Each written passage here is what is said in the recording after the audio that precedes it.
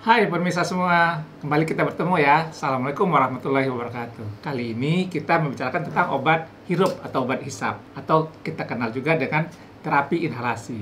Apa itu obat hirup atau obat hisap? Obat hirup adalah obat yang dihirup atau dihisap, dan obat itu akan masuk ke dalam saluran nafas kita. Jadi apa bedanya obat hirup dengan yang lain? Kita mengenal ada obat suntik, ada obat minum, dan juga ada obat yang masukkan melalui anus misalnya, kita kenal dengan suppositoria. Jadi obat-obat yang masuk mulut atau masuk lewat suntikan itu kita sebut namanya sistemik. Artinya dia masuk ke dalam pembuluh darah dan baru dia beredar ke seluruh tubuh. Nah, sedangkan obat hirup atau obat hisap dia hanya bersifat lokal, hanya di saluran nafas saja. Oleh sebab itu dia mempunyai beberapa keuntungan. Keuntungan pertama, tentu saja dia cepat. Karena begitu dia sampai di saluran nafas, dia langsung bekerja. Jadi biasanya setelah 1 atau 2 menit dihirup atau dihisap, maka dia mulai bekerja. Sedangkan obat minum tergantung dari absorpsi kita. Paling cepat 5 menit dia baru bekerja.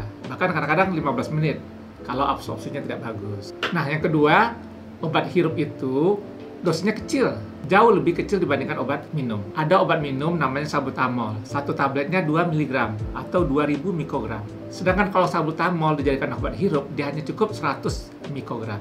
Jadi artinya satu tablet obat minum bisa menjadi 2 semprot obat hirup.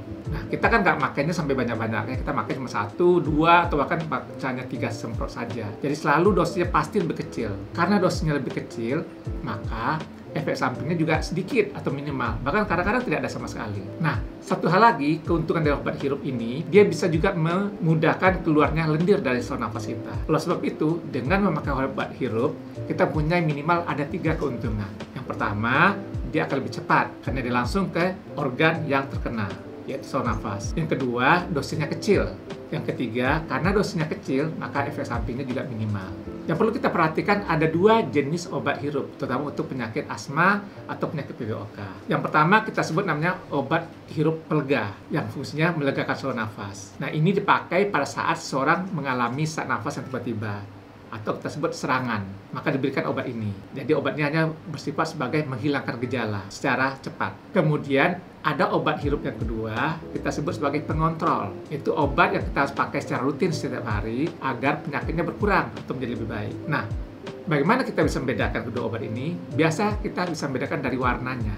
Kalau warnanya hijau atau biru, biasanya adalah obat pelega yang diberikan pada saat seorang mengalami serangan atau sesak nafas yang tiba-tiba, karena fungsinya adalah melegakan saluran nafas. Jadi obatnya hanya dipakai kalau diperlukan saja untuk menghilangkan gejala. Nah, yang kedua, obat yang perlu dipakai secara rutin terus-menerus, baik itu pada pasien asma atau pasien PPOK. Nah, bagaimana kita tahu? Biasanya obat ini warnanya berbeda dengan yang tadi. Biasanya warnanya bisa merah, bisa coklat, bisa ungu, ya. Bisa juga warnanya merah jambu, ya. Jadi artinya tidak hijau atau biru. Nah, ini obat harus kita pada pasien asma atau pasien PPOK dipakai secara rutin agar penyakitnya bisa menjadi lebih baik. Nah, jadi sekali lagi mengingatkan bahwa sedapat mungkin kita memakai obat hirup atau obat hisap, karena dengan demikian kita akan lebih cepat mencapai hasil yang diinginkan, kesembuhannya, dan kedua, efek sampingnya minimal. Hampir tidak ada pantangan atau halangan untuk memakai obat hirup, kecuali memang tidak bisa menggunakannya. Misalkan pada anak kecil, pada orang tua sekali, atau orang sering lupa, atau orang tidak sadar, tentu saja dia tidak bisa menggunakan obat tersebut. Tapi selama orang tersebut bisa memakainya, bisa kita ajarkan, kita selalu menginginkan supaya mereka memakai obat tersebut karena keuntungannya tadi. Baik, mudah-mudahan bermanfaat, dan jangan lupa untuk memakai obat Anda atau untuk keluarga Anda secara tepat dan benar. Semoga lekas sembuh. Terima kasih. Assalamualaikum warahmatullahi wabarakatuh.